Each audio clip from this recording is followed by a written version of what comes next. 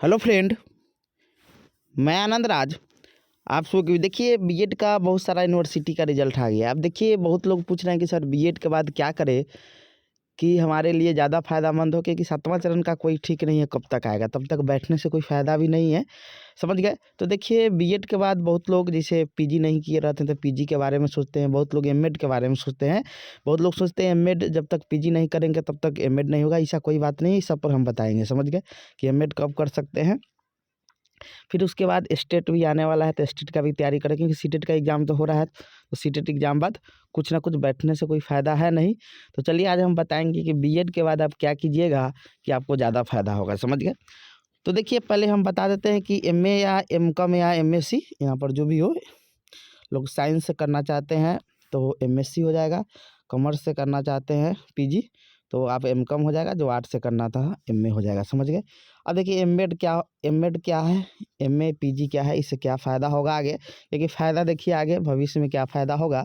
तो देखिए आपको शिक्षा में ही यानी एजुकेशन में ही आगे आपका अच्छा स्कोप बनाने, क्योंकि एजुकेशन में उतना भीड़ नहीं है, क्योंकि बीएड तक के बाद उतना तो एमएड बहुत कम लोग करते हैं। समझ गए? जिनको बीएड कॉलेज या एमएड कॉलेज या डीएलएड कॉलेज में प्रोफेसर बनना रहता है तो वो लोग एमएड के बारे में सोचते हैं, क्योंकि बीएड से आप कहाँ तक टीचर बन सकते हैं, तो +2 तक टीचर बन सकते हैं यदि आप पीजी किए हुए हैं अपने सब्जेक्ट से। समझ गए? जो सब्जेक्ट से आपको +2 का टीचर बनना है। समझ गए?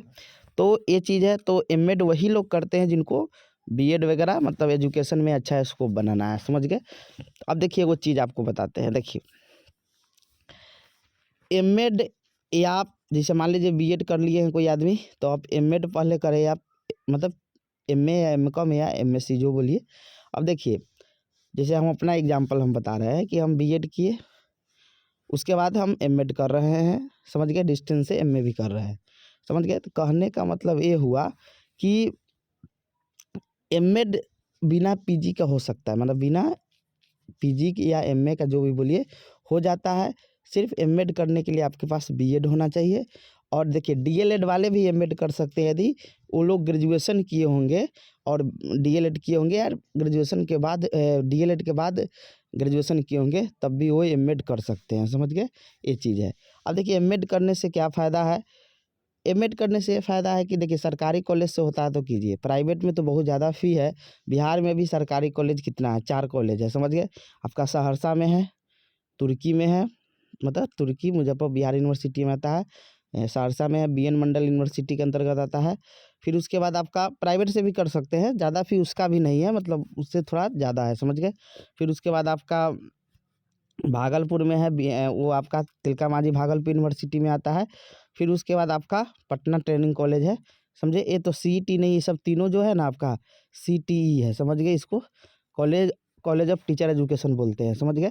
लेकिन ये पटना ट्रेनिंग कॉलेज का तो और कम फी है। तो ये 4 आपका सरकारी कॉलेज है, इसके एंट्रेंस एग्जाम होते हैं। एंट्रेंस एग्जाम में आप अच्छा नंबर लिएगा तो आपको वही कॉलेज मिलेगा। समझ गए? तो ये आपका हो गया एमएड का। समझ गए? फी भी कम है, बीएड से रिलेटेड ही सब्जेक्ट पढ़ना रहता है इसमें। एमए कीजिएगा या एमएससी या वो कीजिएगा तो आप के लिए ये भी ठीक है, क्योंकि आपका +2 में टीचर बनने के लिए ये चीज़ चाहिए। समझ गए? तो देखिए सरकारी से हो रहा है एमएड वगैरह आपका, समझे? सरकारी से हो रहा है तो आप कर लीजिए। प्राइवेट से भी चाह रहे हैं करने के लिए तो कर सकते हैं, बहुत लोग करते हैं, कर लीजिए। समझ गए? लेकिन एमए तो करना होगा आपको कैसे भी, मतलब एमए या एमकॉम या एमएससी जो भी बोलिए वो आपके पास होना चाहिए। समझ गए? नहीं तो फिर आपको दिक्कत हो जाएगा। समझे कि नहीं समझे? तो ये बात आपका हो गया। अब देखिए वो चीज़ बताते हैं, एमएड कर लीजिएगा तो देखिए मान लीजिए 7वां चरण का बहाली आने वाला है। समझ गए? तो देखिए एमएड कर लीजिएगा तो आपका एमएड कर लीजिएगा ना तो आपका 7वां चरण में बहाली भी हो जाएगा। तो आप डिप्टेशन में ही ज़्यादा रहिए, क्योंकि डीएलएड वगैरह कॉलेज में आपको डिप्टेशन वगैरह में भेजते रहेगा हमेशा, मतलब भेजा जाता है क्योंकि आपका योग्यता उतना है। समझ गए? तो फ़ायदा बहुत है। असिस्टेंट प्रोफेसर का बहाली आएगा बीएड डीएलएड सरकारी कॉलेज का, उसका तो भीड़ भी उसमें कम है और उसमें आपका ज़्यादा जल्दी सिलेक्शन भी हो जाएगा। समझ गए? तो एमएड करने से ये सब फ़ायदा है। या आप एमएड कर लेते हैं तो कोई प्राइवेट कॉलेज वाले आपका नेट निकाल लीजिएगा तो आपका अच्छा खासा मतलब सैलरी मिलेगा। समझ गए? नहीं तो प्राइवेट कॉलेज वाले आपको रख लेंगे आराम से, आप बैठ के मतलब भूखे नहीं मरिएगा एमएड कर लीजिएगा तो। समझ गए? आपको उसमें भी आपको अच्छा खासा सैलरी मिलेगा एमएड कर लीजिएगा तो। समझ गए? तो ये सब चीज़ है फ़ायदा। तो बीएड के बाद हाँ, अब देखिए ये चीज़ हो गया, बीएड के बाद आप एमएड भी कर सकते हैं, एमए कर सकते हैं। एमए कीजिएगा तो +2 के टीचर में आपको एमए मतलब एमए का ज़रूरत पड़ेगा, तो वहाँ पर फ़ायदा करेगा, समझ गए। और एमएड कर लीजिएगा तो आपको बहुत बेनिफिट हो जाएगा, क्योंकि अभी बीएड से जुड़े हुए चीज़ है। पहले एमएड कर लीजिएगा तो आपको बहुत जल्दी समझ आएगा सब चीज़, नहीं तो फिर दिक्कत हो जाएगा, समझ गए। उतना नहीं समझ, क्योंकि बीएड से ही कोरिलेट सब्जेक्ट है आपका एमएड, मतलब उसी से रिलेटेड कोर्स है आपका। ये चीज़ आप दिमाग में आ गया होगा आपके। अब आते हैं हम लोग कि अब स्टेट भी आने वाला है और केवीएस का पीआरटी भी है। तो देखिए ये चीज़ तो चलता रहेगा, कंपटीशन का चीज़ है, तो ये तो हमेशा आपका कोनो न कोनो एग्ज़ाम आते रहेगा। फिर कुछ दिन बाद फिर सीटेट भी आएगा आगे, तो आप स्टेट भी आएगा, कहूँ बिहार में हो सकता है। अभी तो कॉमर्स के लिए आया है, अदर सब्जेक्ट के लिए भी हो सकता है कि कॉमर्स आए, समझे।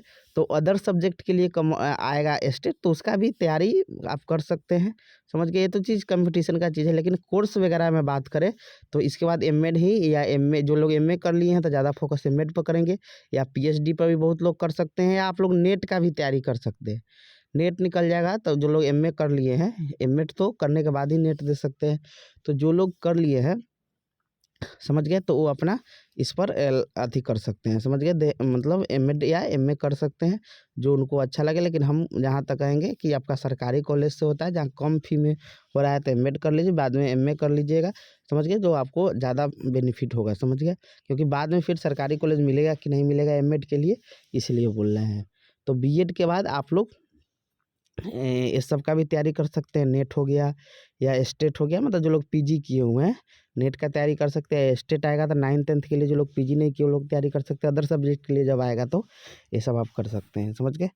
तो सोचे कि आपको बता देते हैं कि बीएड के बाद बैठने से कुछ नहीं होने वाला है, समझ गए। बैठिएगा, कुछ नहीं होगा, आपका कुछ ना कुछ कोर्स करते रहिए, कि आपका पढ़ाई जारी रहेगा, जिससे आपका क्या होगा, रिवीजन होते रहेगा बहुत चीज़ का।